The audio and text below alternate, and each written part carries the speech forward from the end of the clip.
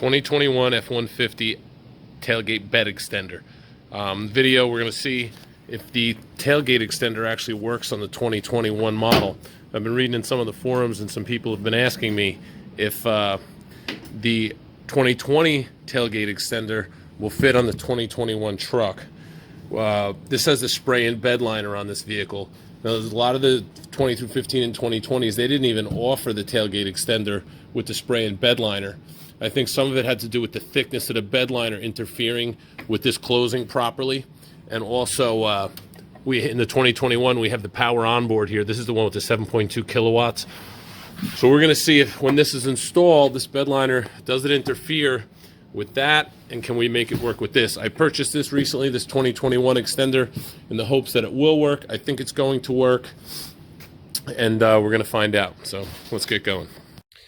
Another issue that comes up when installing a bed extender on a vehicle that's got the factory or aftermarket bed liner sprayed in is the bed liner on these three holes here. It gets in here and it makes these holes smaller, and it also gets in the threads in this hole. This is the actual mounting hole for the extender.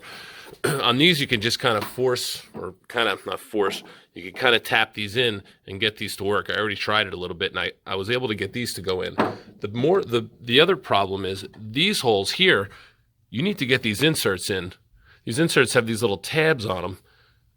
The extra material from the bed liner tends to squeeze these tabs so hard that the diameter of the hole becomes smaller and won't allow the locking mechanism of the bed extender to slide in. I had that happen in 2013 when I did it, and that's when I realized, oh, I see.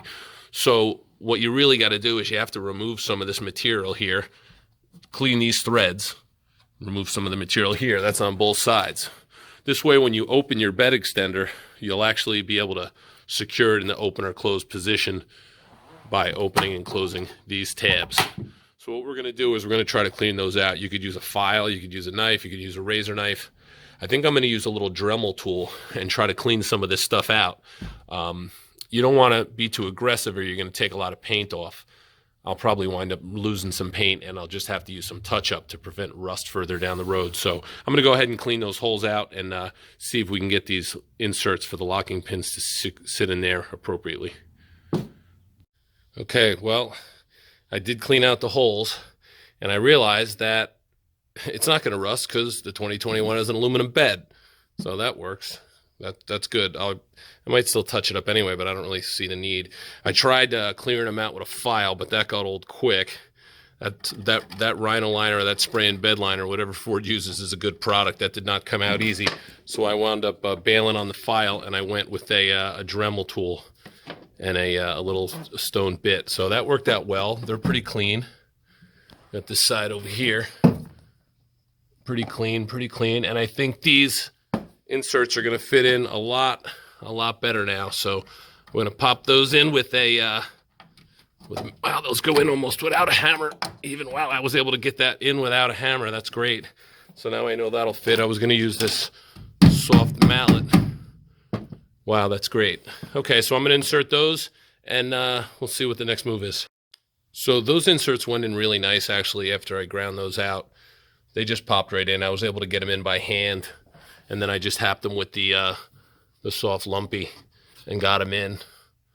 Overshot on this one a little bit with my Dremel. That happens, whatever. Well, that's what the liner's for.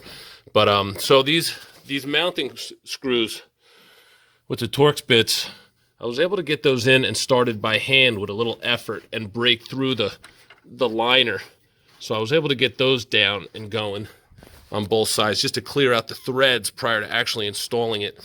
I went ahead and put those in by hand, and then I followed them up with the Torx bit, cleared out the threads a little bit, so those are going in pretty well. So now we are just going to install these side pieces. They give you this little spacer over here so it rotates. And we're going to mount those on and see what it looks like. All right, so we got these slapped in on both sides. That worked out well. Something interesting that I discovered, Ford sent these rubber bumpers, short rubber caps, to replace these tall ones. And then I noticed from the factory, they sent me, it has 2 short ones and 2 tall ones. And back in 13 when I installed these, I had a problem with these locking pins lining up. And I believe it's because the Rhino liner, the bed liner, the spray and bed liner takes up extra space.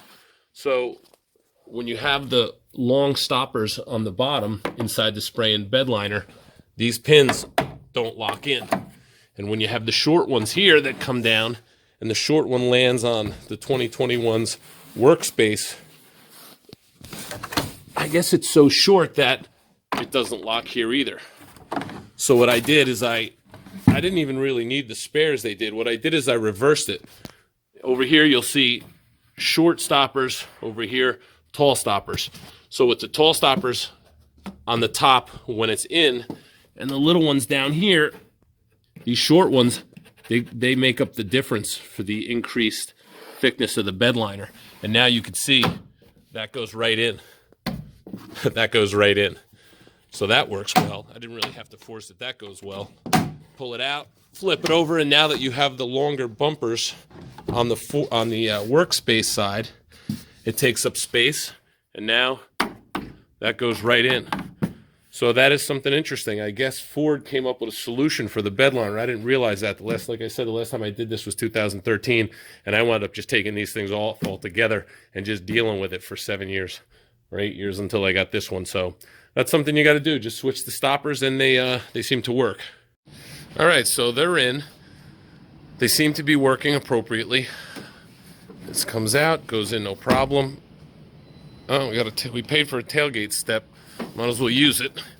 So these came out okay. They seem to be going in and out just fine. On this side, this one goes in and out just fine. The big issue I was concerned with, though, was am I going to be able to use the Power Onboard, which is hidden back there, with this? So obviously you can just swing this open and you have full access to your onboard. But what about when it's closed?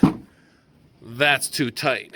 So if we flip this open, we bring this in like this, well, you can get to it there with your tailgate closed. This is a half open position. So if you had, you could keep that like that like that, get full access. That works. Okay, so the bed extender is installed. I like it. I'm happy with it. There's two issues, though. This piece right here, this is the tailgate bed extender lock device. Normally, this would go down and go into a hole that was in the old style tailgates. With this work surface, you're not going to be able to have that. I guess you could drill a hole in there. I'm not going to do that. I don't really need it to lock there because we still have those working. Let me see. That probably would have went in a lot easier if there wasn't any spring tension over here. That goes in just fine. This side goes in just fine. So this was locked down even without that. And I don't really... What's this? Aha. That came off. All right, well, that leads to another issue that I have. The build quality on this thing. So I love this rack. I'm going to use it mostly to keep like groceries and stuff and gear from flying around. That's mostly how I'm going to use this thing. If I'm not using it like this, it'll probably be open. Occasionally I'll have it out. Let's put this thing back on. But the thing that I noticed that's problematic with these bed extenders, and I already heard it crack once, are these things. One of them broke on my last one, 8 years ago. And what it is I don't know if Ford just didn't line these up right, but when you go to turn these, like you could see, you go to turn this, and that's supposed to follow, and it's just, you could already see it's getting out of alignment. Look at that. And I heard it crack. So you got to be really careful with these. You got to hold this together tightly or assist the turn with your hand in the back. This one is already I am already feeling like this one's on its way out 5 minutes into the build. But I did get it together. Look at that. Look. You see, this turns, and that's barely with it. It's like a delay. It's just not good. Also, what happens, let me flip this. Sorry for the shaky camera, but I'm trying to do this with my phone. So these things tend to work themselves out on my last one, and I've heard other people on YouTube doing these things. These work themselves out. This falls out. The bolt falls out, and that's flying around, and you really can't close it up. So if you do install one of these, prepare to deal with that. I'm going to try to bolster it up or get new pieces, or maybe ask for it to send me a couple new ones, or I don't know. Anyway, this works great. I'm really, overall, those two little issues, I'm happy with it. It's going to serve its purpose. So hope anybody that watched this learned something. And yeah, decent enough product to use. It was about $280, I think, $300 shipping. I think I got it on Amazon. But anyway, there's that. My next video will be a tonneau cover made by Retrax. I got the Retrax aluminum folding, so I'll be doing another video after that. And then after that, I'm going to put a nice rack on from a really cool company in upstate New York. So look forward to that. Peace.